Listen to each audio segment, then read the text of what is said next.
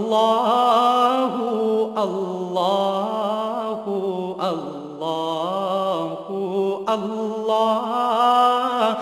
اللہ اللہ اللہ اللہ الحمد للہ رب العالمین والصلاة والسلام علی حبیبہ محمد وآلہ وصحبہ اجمعین اعوذ باللہ من الشیطان الرجیم بسم اللہ الرحمن الرحیم جہاد جود سے مشتق ہے اور اس کا معنی ہے کسی نیک مقصد اچھے کام کے لیے پوری جان فشانی سے کوشش کرنا۔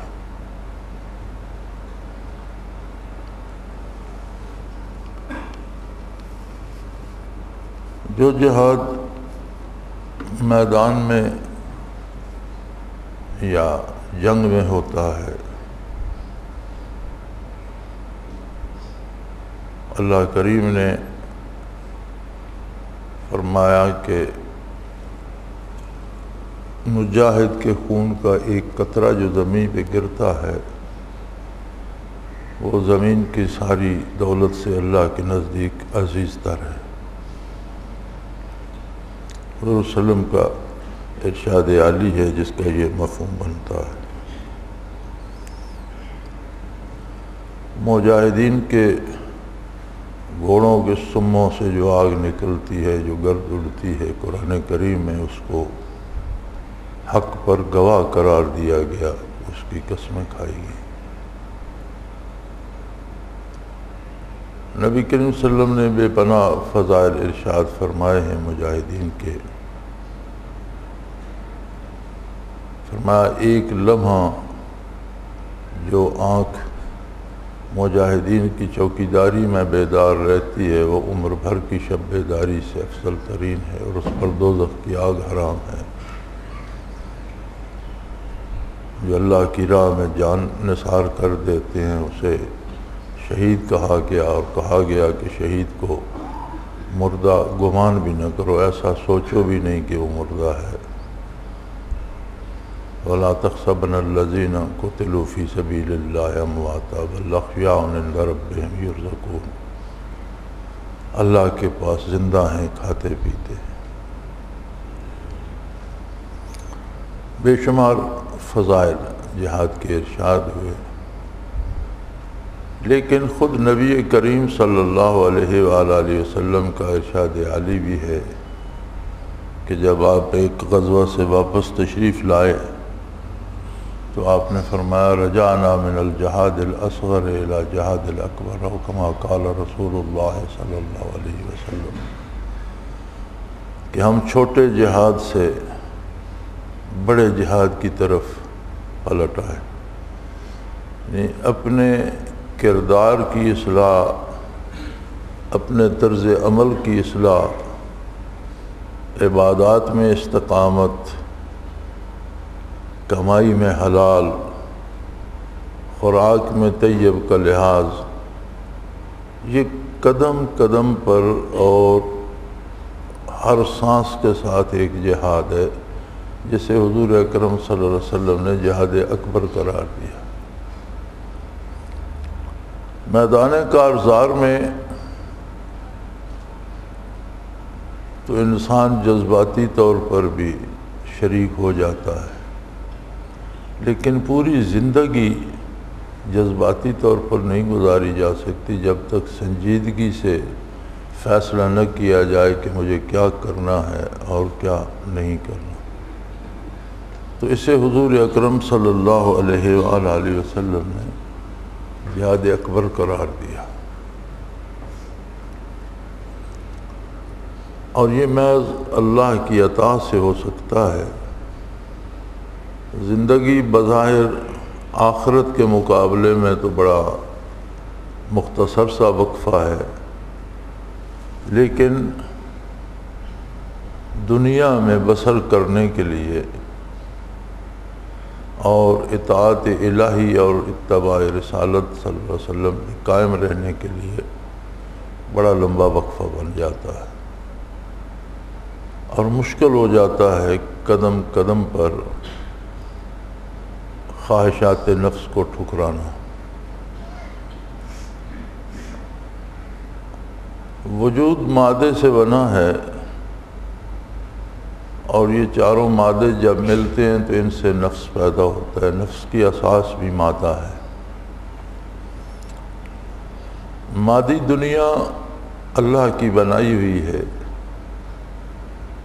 اور اس میں بھی بے پناہ خوبصورتی ہے، لذتیں ہیں۔ تو مادہ جو ہے اس کی رسائی مادی لذتوں تک ہے۔ اس لیے جو خواہشات نفس پیدا ہوتی ہیں وہ مادی لذات کے لیے انسان کو مجبور کرتی ہیں، اور یہ تب تک ممکن نہیں جب تک کسی وجود کے اندر روحانی حیات موجود نہ ہو۔ جب تک روح زندہ نہ ہو، روح عالم امر سے ہے، اس میں جب حیات آتی ہے یا جوں جوں قوت آتی ہے، زندہ ہونا ایک بے ہوش آدمی بھی زندہ ہوتا ہے، ایک بیمار کمزور اور لاغر بھی زندہ ہوتا ہے، ایک صحت مند آدمی بھی زندہ ہوتا ہے۔ اب ظاہر ہے کہ بے ہوش کی کوئی آرزو نہیں ہوگی، لاغر و کمزور کی آرزو بھی اس کی اپنی قوت اور طاقت کے مطابق ہوگی، صحت مند آدمی کی خواہش و آرزو اس کے حالت کے مطابق ہوگی۔ تو روح کو زندگی ملتی ہے نور ایمان سے، طاقت اور صحت ملتی اور قوت ملتی ہے اتباع رسالت سے۔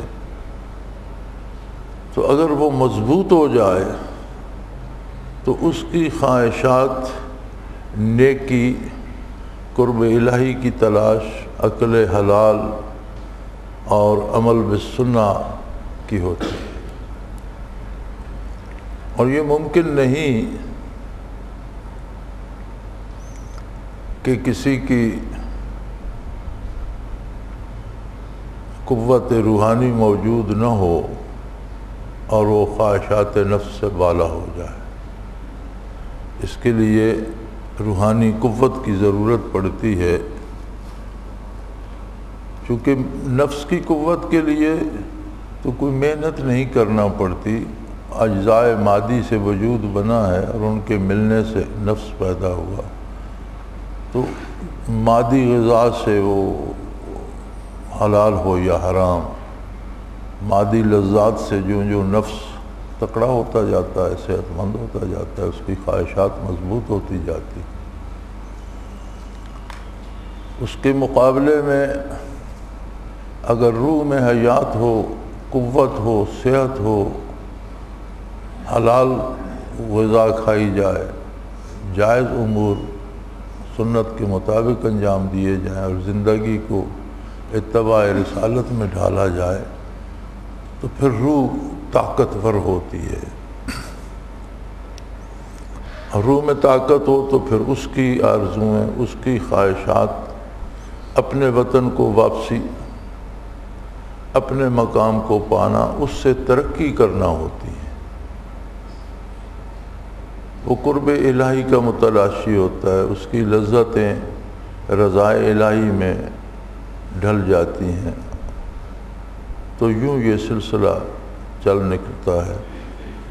لیکن یہ زندگی بھر اور قدم قدم پر جہاد ہے۔ انسان فرشتہ نہیں بن جاتا، جتنی بھی روحانی قوت اس کے پاس ہو، پھر بھی وہ خطرے میں رہتا ہے، کسی وقت بھی نفس کی کوئی خواہش غالب آ سکتی ہے۔ تو جو لوگ جنہیں اللہ کریم توفیق دیتا ہے، غلطی ہو بھی جائے تو اللہ کریم سے وہ معافی کے خواستگار ہوتے ہیں، توبہ کرتے ہیں، رجوع اللہ کرتے ہیں، اور یہ بات اللہ کریم کو پسند ہے کہ انسان اپنی عاجزی کا اعتراف کرتا ہے۔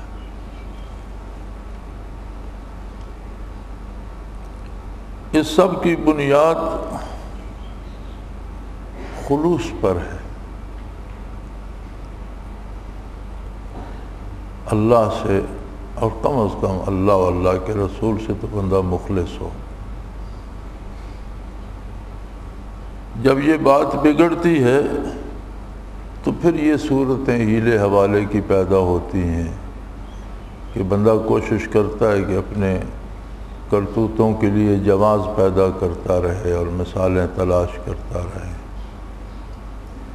اور اکثر ایسا ہوتا ہے کہ ہم کام تو غلط کر رہے ہوتے ہیں لیکن اس کے لیے جواز تراشتے رہتے ہیں۔ تو یہ ایک پرخطر اور پرپیچ راستہ ہے جو انسانی زندگی ہے۔ ظاہر ہے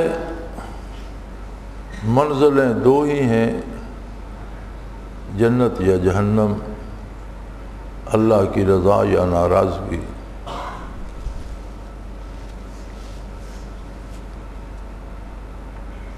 اور بڑی عجیب بات یہ ہے کہ جتنے امور قرب الہی کے لیے ہیں ان کا کرنا آسان ہے اور عین مزاج انسانی کے مطابق ہے، جتنے امور قرب الہی سے روکنے کے لیے ہیں وہ انسانی تخلیقی مزاج کے بھی خلاف ہیں، خود کرنے والے کو بھی ان پہ پشیمانی ہوتی ہے، اچھے نہیں لگتے لیکن وہ کرتا ہے وقتی لذات کے لیے۔ تو یہ باتیں کرنا تو شاید بڑا سہل ہے، عملاً اس طرح کرنے کے لیے بڑی محنت لگتی ہے، اسی محنت کو جہاد بالنفس کہا گیا۔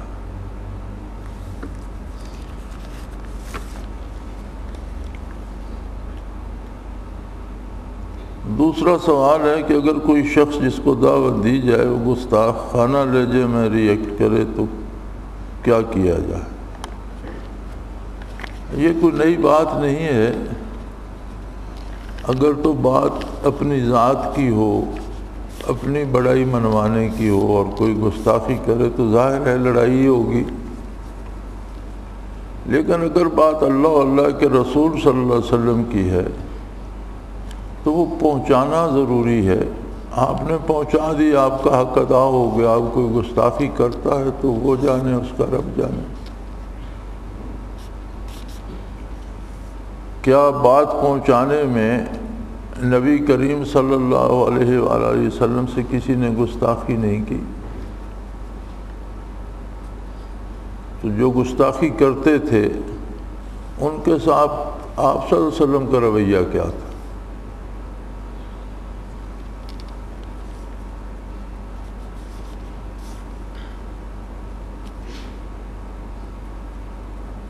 طائف والوں نے بے پناہ ایذا دی نبی کریم صلی اللہ علیہ وسلم کو، شہر کے بچے اکٹھے کر کے پیچھے لگا دیے، پتھر مارے، وجود اطہر زخمی ہو گیا، حتیٰ کہ فرماتے ہیں اس طرح خون مبارک بہا کہ نالین مبارک پاؤں کے ساتھ چمٹ گئے تھے، مشکل سے اتارے حضرت بلال رضی اللہ تعالیٰ عنہ۔ خود غضب الہی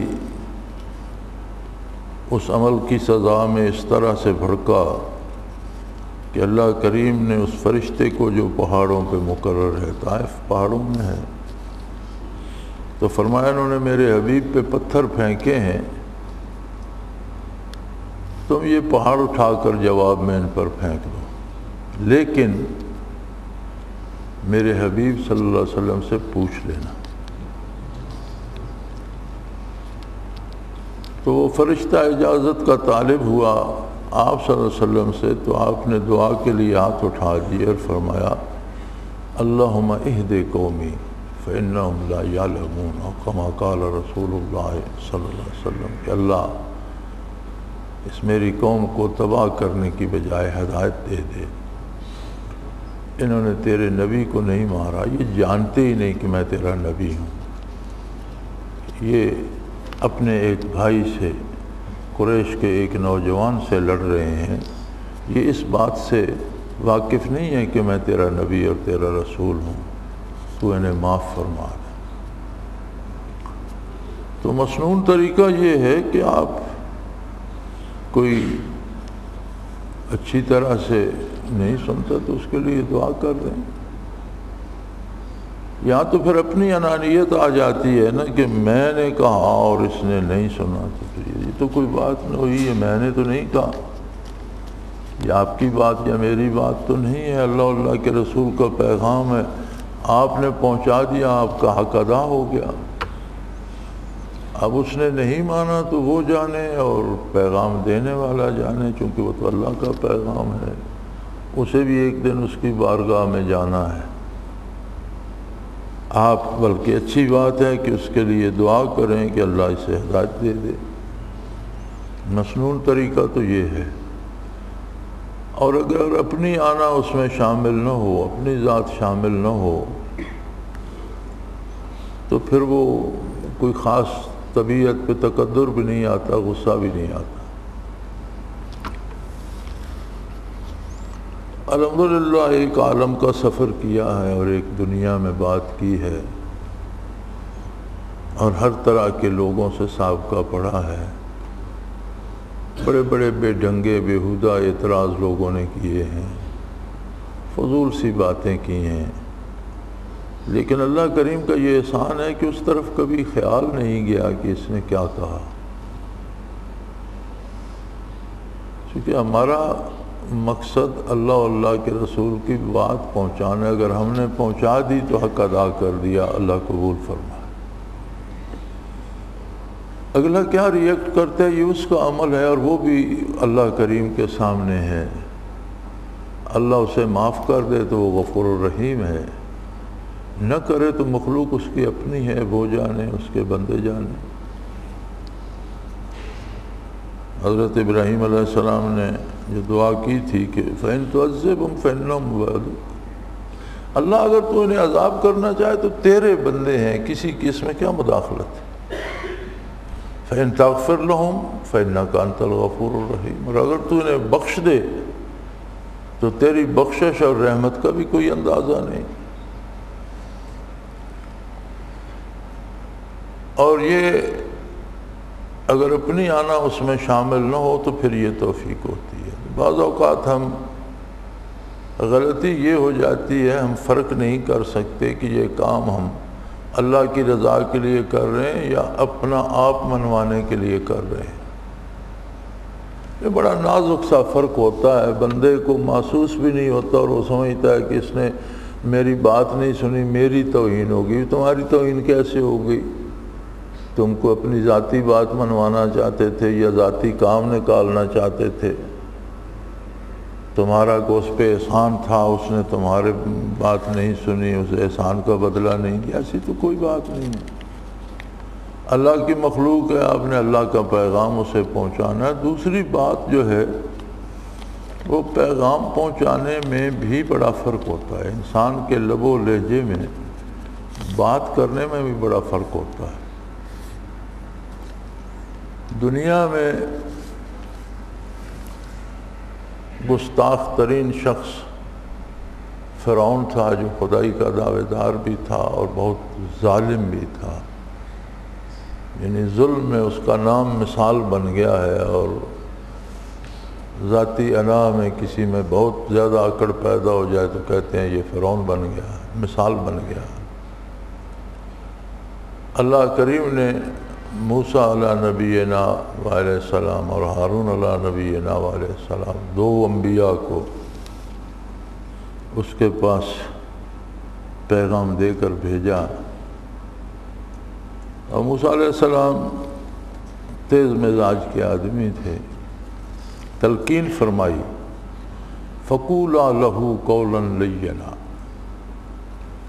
کہ دیکھیں وہ گستاخ ہے یا اکڑا ہوا ہے، یہ جیسا بھی ہے، حالانکہ خود اللہ کریم فرماتا ہے اِنَّ فِرْعَوْنَ عَلَا فِي الْأَرْضِ، روئے زمین پر بہت ہی اکڑ گیا تھا فرعون، خود کو بہت کچھ سمجھتا۔ لیکن فرمایا آپ اس کے ساتھ بہت دھیمے اور نرم لہجے میں بات کیجیے گا. آپ نے کو اپنا آپ نہیں منوانا، خود کو اس پر مسلط نہیں کرنا، اللہ کا پیغام دینا ہے. کل کو میدان حشر میں وہ یہ نہ کہے کہ اس نے بات ہی اس طرح سے کی تھی یا اللہ کہ مجھے غصہ آ گیا، اسے بات کرنے کی تمیز نہیں تھی. تو اپنے انبیاء کو تعلیم فرمایا کہ فَقُولَا لَهُ قَوْلًا لَيِّنًا، بہت نرم دھیمے لہجے میں اور بھلائی کے انداز میں بات کیجیے گا. تو دینی تبلیغ جو ہوتی ہے اس کی بنیاد اس بات پر ہوتی ہے کہ آپ خلوص دل سے اگلے کی بھلائی چاہتے ہیں. اس میں بڑا حساس سا تھوڑا سا فرق ہے کہ ہم اپنی بات منوانا چاہتے ہیں، اسے فتح کرنا چاہتے ہیں، یا اس کی بھلائی چاہتے ہیں کہ اس کی بہتری ہو جائے. تو اکثر ہم تبلیغ کے روپ میں اپنے آپ کو دوسروں سے بڑا ثابت کرنا چاہ رہے ہوتے ہیں کہ میں تو بہت نیک ہوں اور یہ بہت خراب آدمی ہے، میں تو بہت اچھا ہوں اور یہ اچھا نہیں ہے. تو میں والی بات آ گئی تو پھر بات تو نکل گئی، اللہ کے رسول کی بات تو نہ رہی، پھر تو اس میں آ گئی. تو بنیاد جو ہوتی ہے تبلیغ کی وہ اس پہ ہوتی ہے کہ اگلے کی جس سے آپ بات کر رہے ہیں خلوص دل سے آپ اس کی بھلائی چاہتے ہیں. اس کے بعد اگر وہ گستاخی کرتا ہے تو اس کا معاملہ اللہ کے ساتھ ہے، چونکہ آپ کا ذاتی تو اس میں تھا کچھ نہیں، آپ نے تو اپنے لیے کچھ منوانا نہیں تھا، آپ اپنی بات اس پر مسلط نہیں کرنا چاہتے تھے. تو پھر وہ گستاخی بھی کرے یا نہ مانے تو دکھ نہیں ہوتا، یہ احساس ہوتا ہے کہ بے وقوف آدمی تھا، میں اس کا بھلا کر رہا ہوں، یہ نہیں چاہتا تو موج کرے، نقصان ہوگا تو اس کا ہوگا، میں کیوں خواہ چڑھتا رہا ہوں. تو اس طرح کا پھر رد عمل انسان میں پیدا نہیں ہوتا کہ اس نے میری توہین کی ہے. میری توہین کہاں سے آ گئی؟ میرا تو اس میں تھا ہی کچھ نہیں، تو میری توہین کہاں سے آ گئی یا میرا اس میں کیا گیا؟ اس کی بھلائی کے لیے، ایک بیمار ہے اسے آپ اس کی بھلائی کے لیے ایسی دوا دینا چاہتے ہیں جس سے اسے شفا ہو جائے، اور وہ پیالہ ہی پھینک کر توڑ دیتا ہے تو وہ خود بھگتے گا. آپ کا اس میں کیا گیا؟ یہ ڈاکٹر کا اس میں کیا گیا؟ وہ نہیں دوائی لینا چاہتا، نہ لے، بھگت لے گا. تو دیکھنا، بات کرنے والے کو دیکھنا یہ چاہیے پہلے کہ اس کے اپنے دل میں کتنا خلوص ہے، یہ دوسرے کی بھلائی کے لیے کر رہا ہے یا اپنی بات اس سے منوانے کے لیے کر رہا ہے. تو یہ بظاہر باتیں دو ہیں لیکن بڑا چھوٹا تھوڑا سا فاصلہ ہے، ان میں فرق کرنا مشکل ہو جاتا ہے. تو اگر اگلے نے اچھا جواب نہیں دیا اور آپ کو غصہ آ گیا تو پھر آپ اللہ کی بات نہیں پہنچا رہے تھے، آپ اپنی بات منوانا چاہتے تھے اللہ کے حوالے سے، خود کو اس سے برتر ثابت کرنا چاہتے تھے جسے اس نے مسترد کر دیا، آپ کو غصہ آ گیا. اور اگر بات اللہ کی تھی تو پھر آپ کے دل میں جذبہ رحم پیدا ہوگا کہ اللہ اس پر رحم کرے، تو بڑی غلطی کر رہا ہے، اللہ کی بات کو ٹھکرا رہا ہے. تو یہ صورتیں ہوتی ہیں. اللہ کریم توفیق دے، توفیق عمل دے. اور خلوص بنیاد ہے ہر عبادت میں، ہر نیک کام میں، راستے کے ہر قدم میں. اللہ کریم خلوص نیت اور خلوص عمل عطا کرے. وآخر دعوانا الحمدللہ رب العالمین. الحمدللہ رب العالمین والصلاة والسلام علی حبیبہ محمد وآلہ وصحبہ. اللہم ربنا لا تقتلنا بغضبک ولا تہلکنا بعذابک واعف عنا قبل ذلک. اللہم ربنا لا تسلط علینا من لا یرحمنا، انت ولینا فی سفرنا وحضرنا فی مالنا وآلنا، انت ولینا فی الدنیا والآخرہ، توفنا مسلمین والحقنا بالصالحین. اللہم ربنا لا تزغ قلوبنا بعد اذ ہدیتنا وہب لنا من لدنک رحمۃ انک انت الوہاب. اللهم ربنا سهل لنا أمورنا في ديننا ودنيانا رب يسر رب يسر رب يسر ولا تؤثر وتمم بالخير. اللهم انصر الإسلام والمسلمين. اللهم انزل علينا من السماء ماء مباركا نافعا غير ضار نافعا غير ضار نافعا غير ضار والذي ينزل الغيث من بعد ما قنط وينشر رحمته وهو الولي الحميد وهو الولي الحميد. وصلى الله تعالى على حبيبه محمد رحمتك. الله الله الله الله الله الله الله الله. حضرت امیر محمد اکرم آبان مد ذلہ العالی دارالعرفان منارہ ضلع چکوال میں سالہ سال سے قرآن و حدیث کے اوپر خطابات کر رہے ہیں اور سلسلہ نقشبندیہ اویسیہ کے مطابق لوگوں کو ذکر الہی کی تربیت دے رہے ہیں. وہ قرآن پاک کی تفسیر ترتیب وار بیان کر رہے ہیں. تفسیر قرآن کو وہ موجودہ ملکی اور بین الاقوامی حالات کے مطابق بیان کرتے ہیں. موٹر وے سے کلر کہار کے انٹرچینج سے نکلتے ہوئے کلر کہار کی جھیل سے ہوتے ہوئے میانی، بوچھال اور نور پور سے گزرتے ہوئے دارالعرفان منارہ پہنچ سکتے ہیں.